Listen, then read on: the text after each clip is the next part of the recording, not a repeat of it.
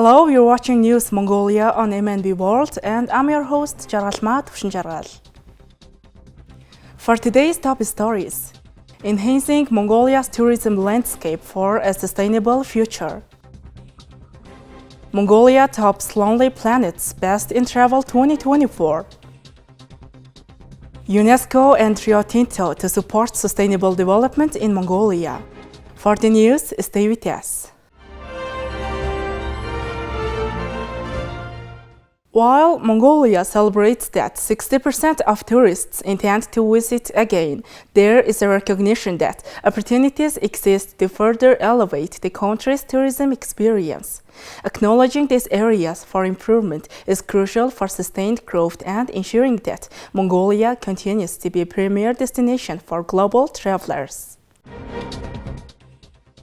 Mongolia has become an increasingly popular destination for Japanese tourists, with a noticeable trend indicating that they prefer to spend approximately 5 days exploring the vast landscapes and rich cultural heritage of this unique country. Delving a little deeper into the preferences of Japanese visitors, it becomes evident that a significant portion of these tourists are aged 50 and over, indicating a specific demographic that requires tailored programs to enhance their travel experience.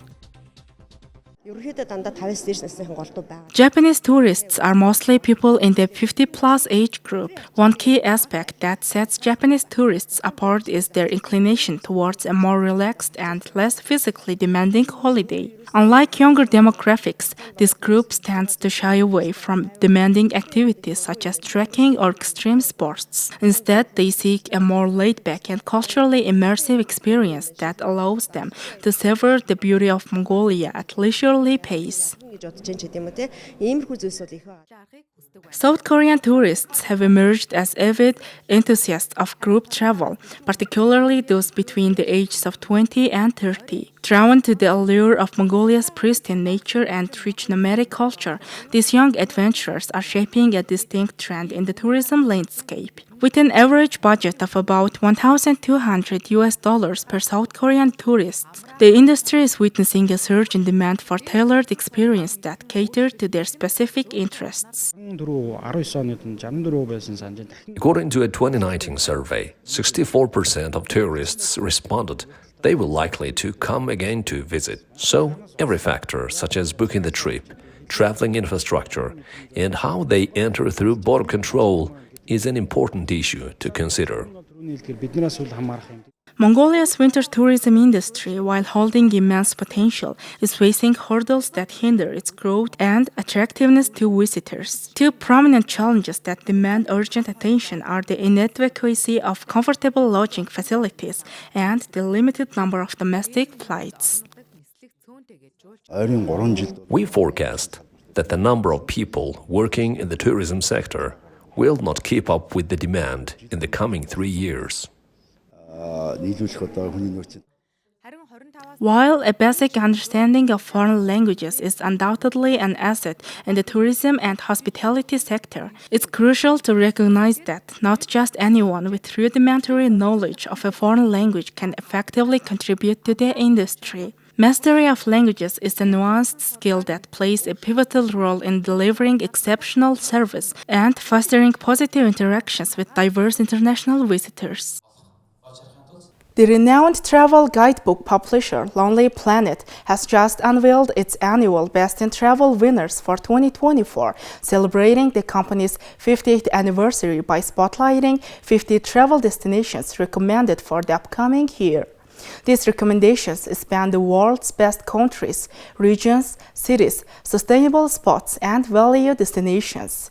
Mongolia tops the best countries list for its breathtaking nature and wildlife. Mongolia also recently secured the top spot on the Time Out's list of underrated travel destinations, solidifying its appeal to travelers seeking a unique adventure. With its high-altitude mountains and the bustling city of Ulaanbaatar, where modern life meets traditional Mongolian culture, Mongolia is a must-visit destination. As part of the government of Mongolia declaring 2023 through 2025 the years to visit Mongolia, visitors from 34 countries are temporarily exempt from visa requirements for tourism purposes for stays of up to 30 days through the end of 2025. The list includes European countries, Australia, and New Zealand. India is a country known for its incredible diversity, claimed the second spot on the Lonely Planet list. Thanks to an abundance of new flights connecting major Indian cities like Delhi, Goa, and Kerala with Europe and the United States, India is rapidly becoming more accessible to travelers.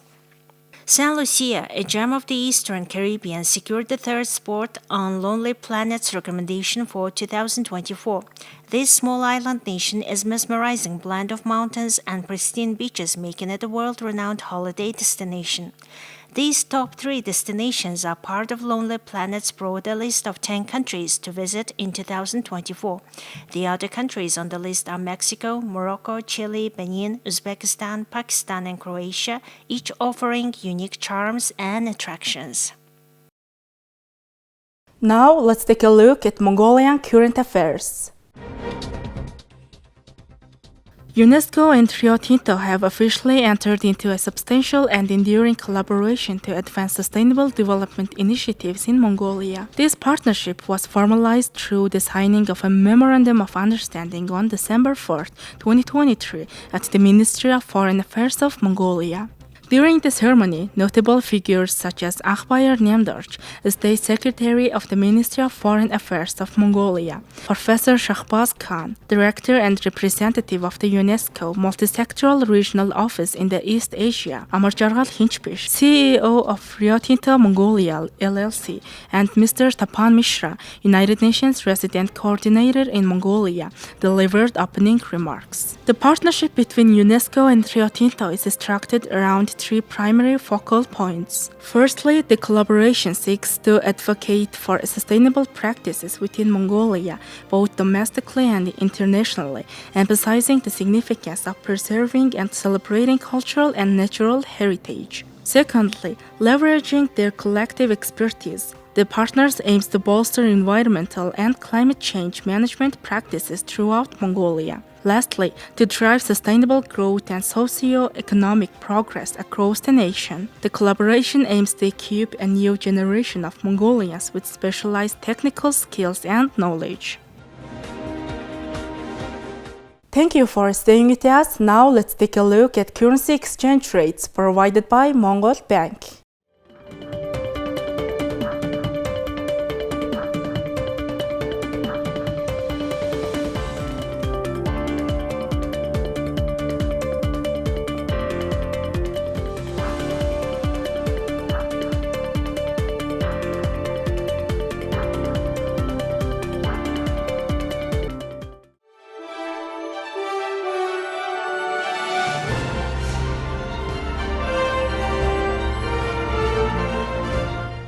Next, our program will turn our attention to foreign news partnered with international news agencies.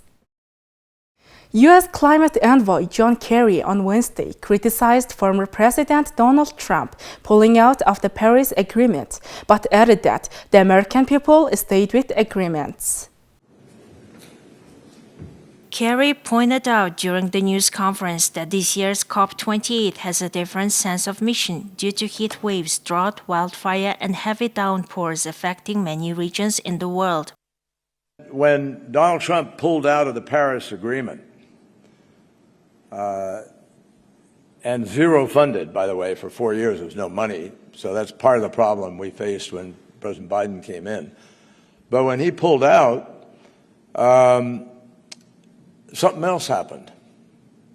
In America, we have a renewable portfolio law. All across our states, 50 states, have a renewable portfolio capacity move. They all have passed these kinds of laws. And so whether it was California or New York or, a Midwest country or whatever, over 1,000 mayors and 37 governors all kept moving forward on the things that they'd pledged to do. So even while Donald Trump was president, 75% of the new electricity in the United States came from renewables. I assume he didn't know it or he would have tried to stop it. But that's what happened. So Donald Trump may have pulled out of the Paris Agreement, but I'm telling you, the American people stayed in that agreement. He also referenced recent developments with China regarding goals to curb climate change, saying that 2035 nationally determined contributions required by Paris Agreement need to be economy-wide and they need to include all greenhouse gases.